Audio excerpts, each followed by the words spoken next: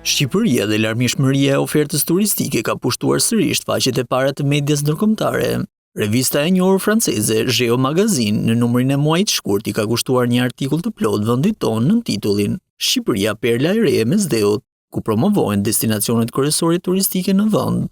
Geo ju çon në një vend të vogël të Ballkanit, që deri dje ishte ende i paarritshëm, me shumë bukuri, Shqipërinë, shkruan revista në lajmërimin e numrit të ri në rrjetet sociale.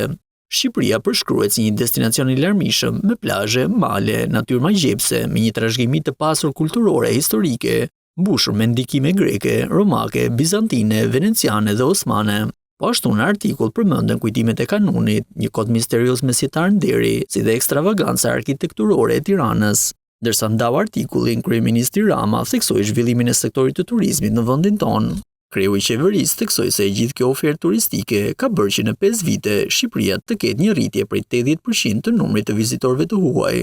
Shqipëria u vizitua nga mbi 12 milion turistë të huaj gjatë vitit 2025, duke shënuar një rritje krahasuar me vitin 2024 dhe duke vendosur një rekord të ri për sektorin e turizmit sipas të dhënave zyrtare.